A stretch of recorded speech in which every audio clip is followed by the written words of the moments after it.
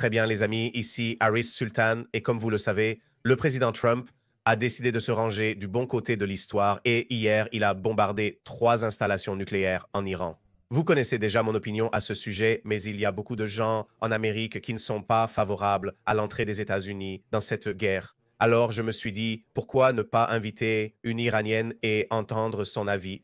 J'ai avec moi Sana Ibrahimi. Elle est une militante iranienne née en Iran. Elle est actuellement en Amérique, je crois, et il est doctorant.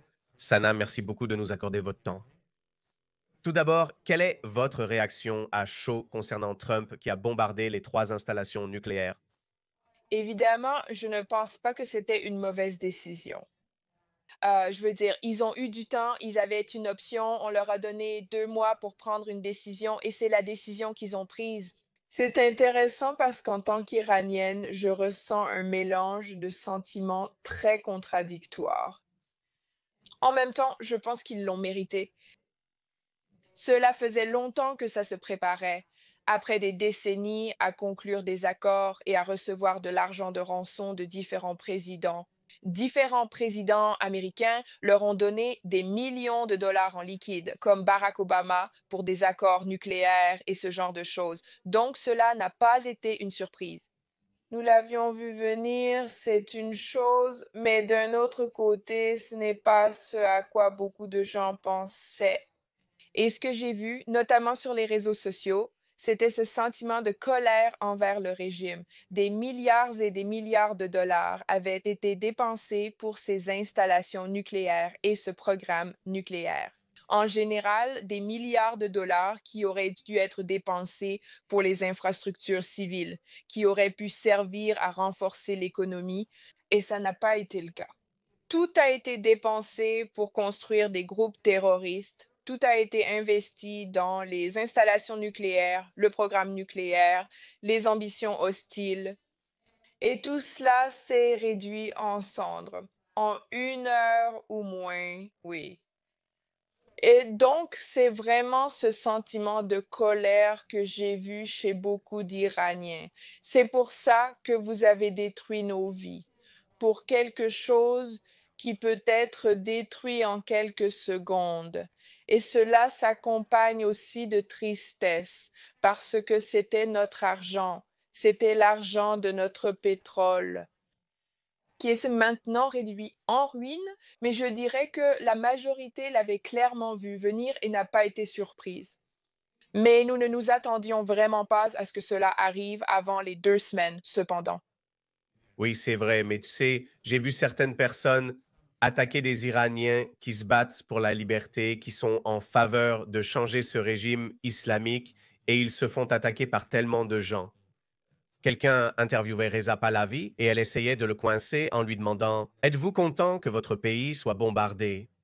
Maintenant, je vous ai vu faire un très bon argument en disant que le peuple iranien n'est pas le régime islamique.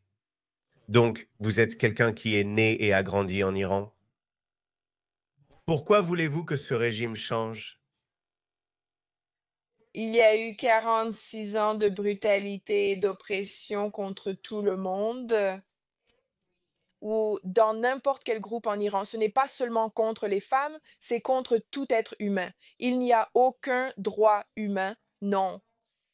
Et le gouvernement s'en fiche. À aucun niveau, il ne se soucie du bien-être du peuple. Nous avons entre 3 et 7 millions d'enfants travailleurs.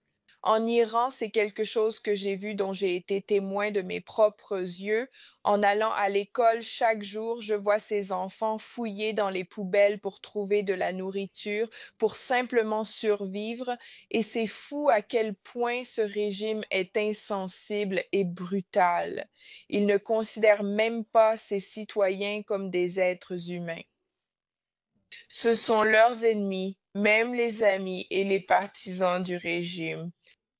Ils ne sont que des outils, et quand le moment vient, on a vu comment ils se cachent derrière eux. On a vu comment ils ont fait des boucs émissaires des gens à Gaza, comme s'ils ne se souciaient pas des vies ou des bâtiments là-bas.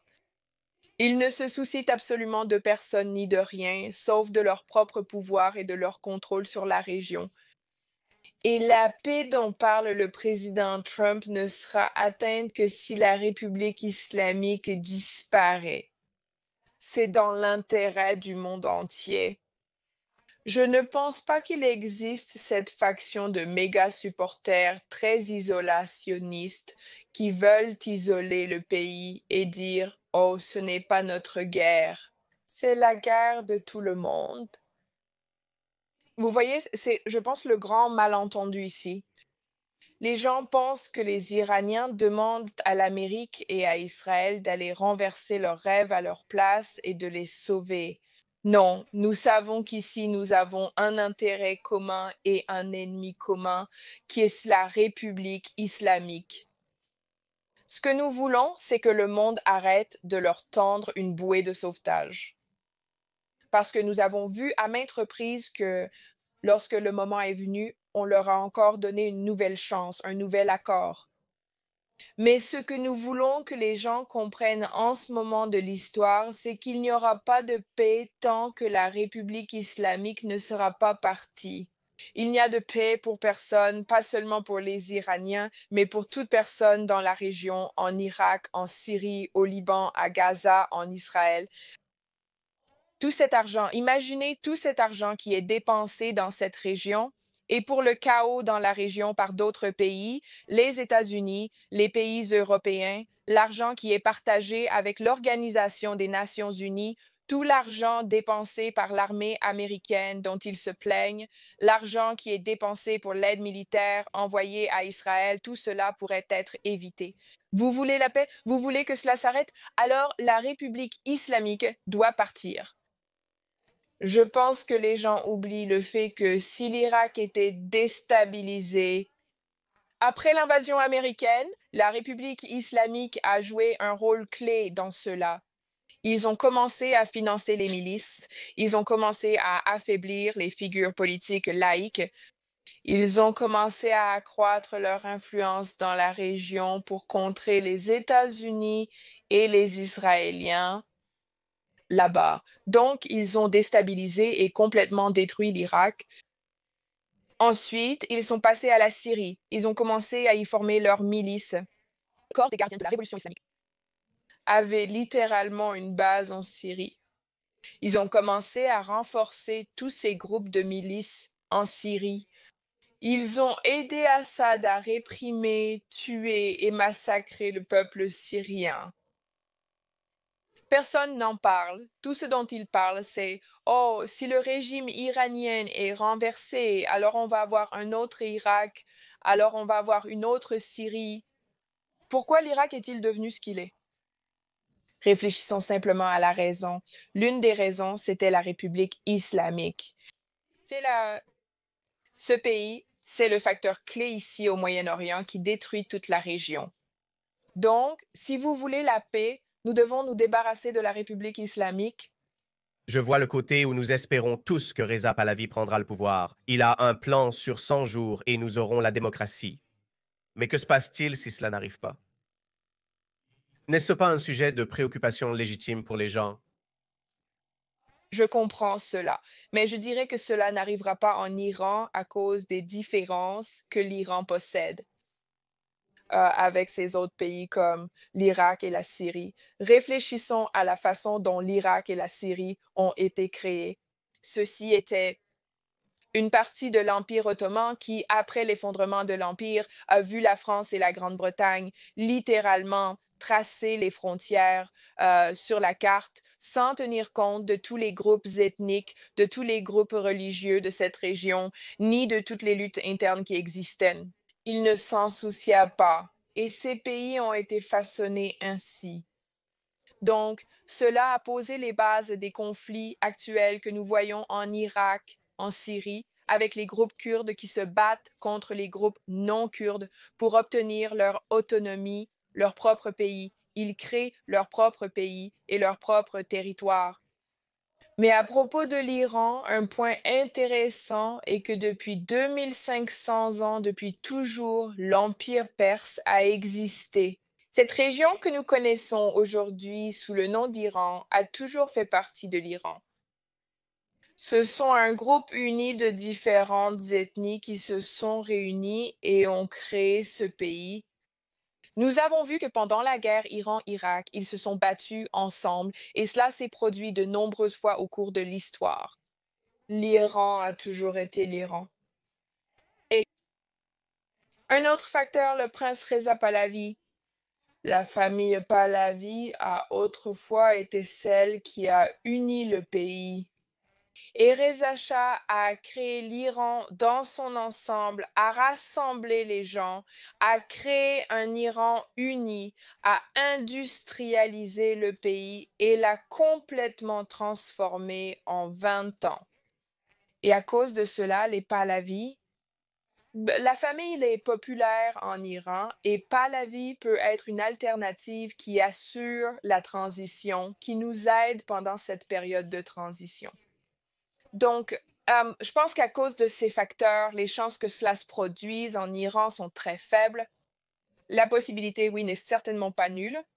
Elle existe bel et bien. Mais est-ce que c'est si élevé qu'on risque complètement de se débarrasser de la République islamique? Non. Est-ce que ce sera pire que la République islamique qui dirige actuellement le pays et qui a la mainmise sur le Moyen-Orient? Non, ce ne sera pas le cas. Ce ne sera certainement pas pire. Je vois que Donald Trump vient de publier sur son réseau Truth Social que le terme changement de régime est aujourd'hui considéré comme politiquement incorrect, mais si ce régime islamique n'arrive pas à rendre l'Iran à nouveau grand, alors peut-être que ça vaut la peine de changer de régime. J'ai vu certains sondages qui montrent que la popularité de Reza Pahlavi, je crois, est soutenue par 65% de la population. Mais une critique que j'ai vue encore et encore de la part des gens, c'est que la plupart des personnes qui soutiennent Reza Pahlavi ou ces personnes qui ont rejoint ces manifestations avec les Israéliens contre le régime islamique sont les enfants de ceux qui ont quitté l'Iran au moment de la révolution. Comment savons-nous à quel point ce ressentiment contre le régime islamique est populaire à l'intérieur de l'Iran? Donc tout d'abord, je pense que dire que la popularité de Pahlavi n'existe que parmi la diaspora est tout simplement faux. Les gens en Iran dans les stades scandent Reza Shah Ruhesh Shah, ce qui signifie Reza Shah repose en paix. Les Pahlavis sont très populaires en Iran et je n'y crois tout simplement pas. Et en fait, je peux même soutenir le contraire, Bakol, parce qu'il y a une faction de la diaspora qui est plutôt de gauche et ce sont eux qui disent non, peut-être qu'on veut une autre forme de gouvernement. Et à ce sujet, Reza Pahlavi ne dit pas qu'il veut créer une monarchie. Um, il l'a clairement dit à plusieurs reprises. Cela nous donnera la possibilité d'avoir une élection et de choisir librement ce que nous voulons faire à l'avenir. Donc voilà. Et puis, concernant l'impopularité du régime et à quel point les gens y sont opposés, je pense que nous avons eu suffisamment de soulèvements au fil des années avec un très grand nombre de victimes, ce qui montre à quel point ces gens sont contre le gouvernement. Nous l'avons montré à plusieurs reprises. Cela a commencé très tôt après la Révolution et s'est poursuivi en 1999, 2008, 2009, 2019, 2022. En 2019, le gouvernement a complètement coupé Internet. C'était très peu de temps après que j'ai quitté l'Iran.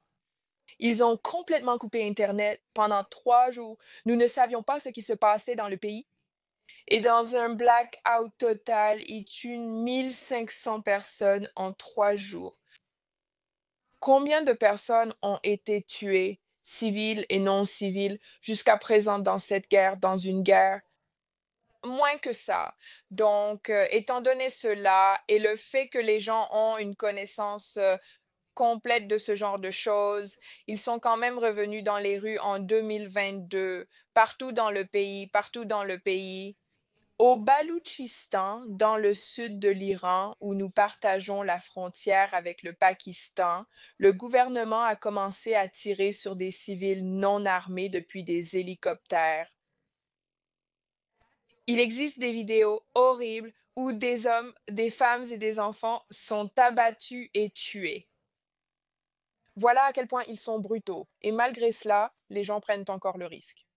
Ils retournent quand même dans la rue parce qu'ils détestent ça à ce point-là. Parce que quand tu ne vois aucun avenir, quand tu ne vois rien avancer avec ce gouvernement, tu te dis autant mourir. C'est à quel point la situation est grave. Et je ne vais même pas parler des statistiques d'exécution. L'année dernière, ils ont exécuté 800 personnes. Et les exécutions dont je parle ne concernent pas des gens qui ont eu de vrais procès ou de vraies affaires. Beaucoup d'entre eux sont des cas montés de toutes pièces avec des procès bidons, même pas d'avocat, qu'ils sont exécutés. Voilà à quel point la situation est grave. Et malgré tout, les gens prennent encore le risque de s'y opposer. Donc, j'imagine que la prochaine question est, et j'ai vu certaines personnes du mouvement Make America Great Again dire qu'elles ne soutiennent pas forcément le régime islamique, même si c'est l'angle que je prends. Je dis que vous êtes complice en défendant ce régime. Mais ils disent, où sont ces Iraniens? Où sont ces dissidents iraniens? Pourquoi ne sortent-ils pas? Parce que s'ils ne peuvent pas essayer de renverser le régime maintenant, alors nous n'allons pas envoyer de troupes sur le terrain. Donc où sont-ils? À quel point es-tu optimiste? De combien de soutien as-tu encore besoin pour que le peuple iranien se sente suffisamment confiant pour sortir et qu'il y ait des désertions et des défections massives? D'abord, je pense qu'il faut prendre en compte le fait que la République islamique, autant que je les déteste, ils savent ce qu'ils font et ils savent comment jouer leur jeu. Ils ont appris comment les gens se coordonnent. Toutes ces manifestations, tout commence par une vidéo ou une nouvelle, comme quand Massa Amini a été tué.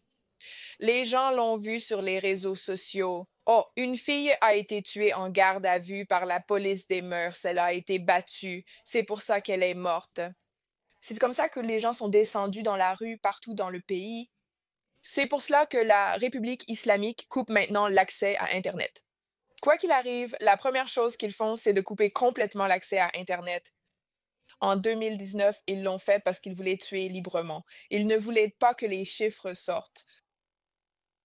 Mais pendant la Grande Révolution, quand ils ont commencé perturber à jouer avec Internet, c'était surtout parce qu'ils ne voulaient pas que les gens se coordonnent. Et maintenant, ils ont procédé à une autre coupure parce qu'ils ne veulent pas que les gens sachent ce qui se passe, qu'ils entendent ce qui se passe dans tout le pays, qu'ils entendent parler des dégâts causés par ces bombardements israéliens. Le gouvernement, comme les bases de la police, ont été touchées, ont été visées. Les forces de la garde, elles ont été visées. Ils ne veulent pas que les gens voient cela. Et ils projettent exactement le contraire dans les médias d'État iraniens. Rien que cela est une raison pour laquelle les gens ne sortent pas encore. Ils ne savent toujours pas ce qui se passe.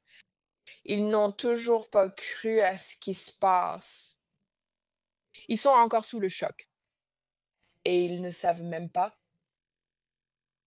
10% des dégâts réels auxquels la République islamique est confrontée. Maintenant, ça c'est une chose. Une autre chose, c'est que les gens doivent se sentir en sécurité pour sortir. Nous devons laisser retomber un peu la poussière parce que quand on entend des bombardements dehors, on ne va pas sortir. Tu te dis, si je sors, je ne sais pas où c'est. Et ils n'ont pas Internet pour savoir quel quartier est sûr. Alors, ils se disent, d'accord, mon quartier pourrait être bombardé bientôt. Donc, pourquoi est-ce que je sortirais? Ils ne sortent pas. C'est une autre chose. Donc, oui, je pense que j'espère que si nous trouvons un moyen de fournir des connexions Internet ou de les rétablir, et si on laisse les choses se calmer un peu, nous pourrons le faire et voir les gens revenir dans les rues et renverser le régime eux-mêmes.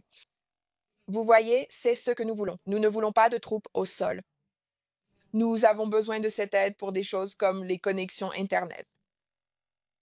Ce tweet que vous avez fait, vous vous adressez évidemment à Elon Musk pour Starlink. Et j'ai vu Reza Pahlavi faire cette demande à Elon Musk également. Je crois que Starlink est actif en Iran, mais évidemment, il faut avoir l'équipement pour pouvoir l'utiliser là-bas. et il y a très peu d'équipements disponibles. C'est la raison pour laquelle on ne voit pas beaucoup d'images de destruction provenant d'Iran.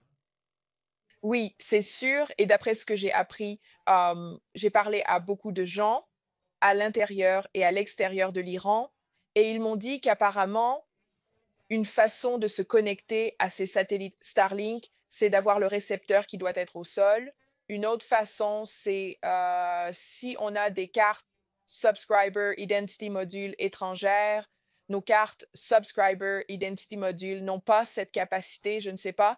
Jusqu'à présent, ça n'a pas été rendu possible, à moins que, je ne sais pas, on trouve un moyen de faire passer les récepteurs en contrebande ou que Elon Musk trouve un moyen pour que les gens puissent vraiment se connecter sans en avoir besoin.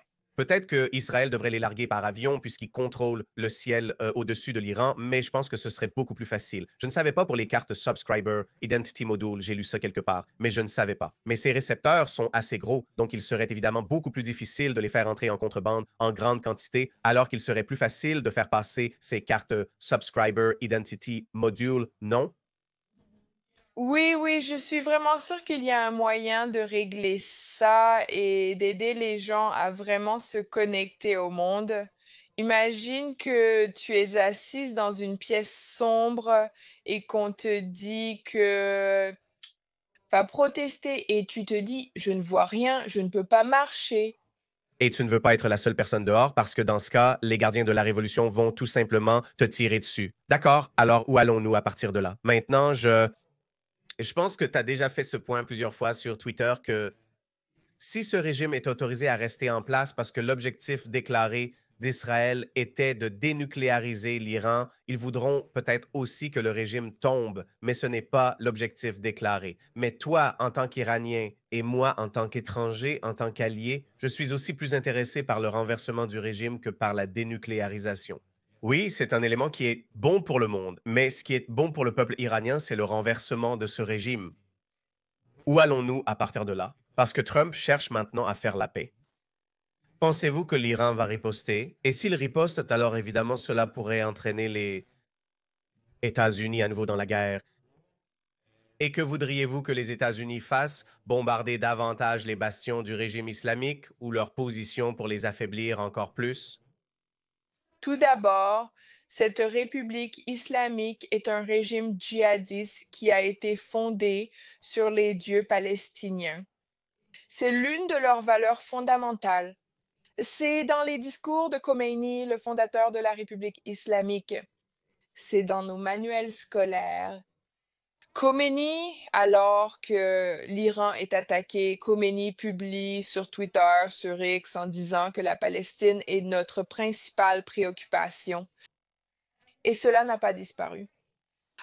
Donc, bien avant que cette guerre ne commence, pour cette raison, la République islamique voulait détruire Israël. Je me souviens, enfant, de voir dans les rues, sur les autoroutes où nous passions, des panneaux de compte à rebours comme 200 jours avant l'anéantissement d'Israël. Et moi, enfant, je pensais toujours, d'accord, 200 jours, puis 200 jours passent. Et encore une fois, je vais chez mon oncle et je vois le panneau, je vois qu'il a recommencé. Et naturellement, je me suis demandé, mais qu'est-ce qui s'est passé? C'était censé être 200 jours. Maintenant, ça fait bien plus que ça. Voilà ce qu'est la République islamique. Cette hostilité et cette animosité ne disparaîtront jamais. Et maintenant, après le début de cette guerre, ils ont même une raison. Ils ont une raison à donner à ceux qui sont en marge, comme les personnes qui ne sont pas leurs partisans. Vraiment, totalement, à 100%, mais ils n'étaient pas non plus des partisans d'Israël. Ils peuvent leur dire, oh, maintenant notre pays, ils ont attaqué notre pays, tu te rends compte? Maintenant, ils ont même une raison légitime d'attaquer Israël.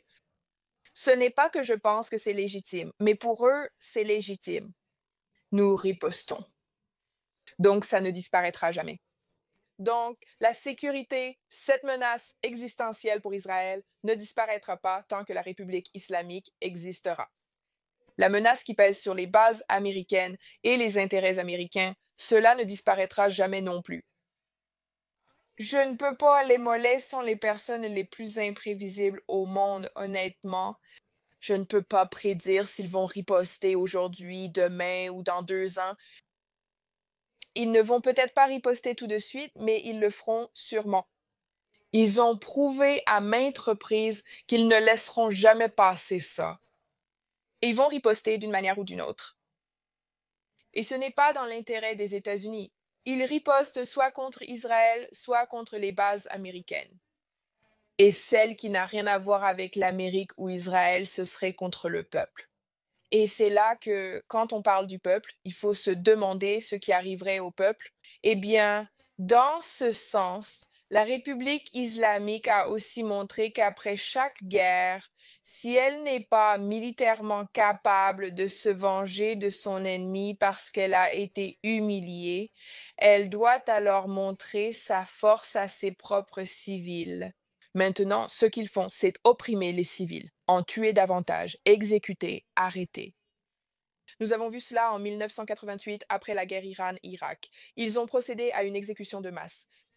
Ils ont tué 5000 personnes en l'espace d'une semaine. Et ils les ont enterrés dans des fosses communes, à un endroit que leurs familles n'ont pas connu pendant des années et des années. Voilà donc le gouvernement. C'est le genre de régime qu'ils sont. Et en ce moment même, alors que nous parlons, les médias d'État iraniens lancent des menaces.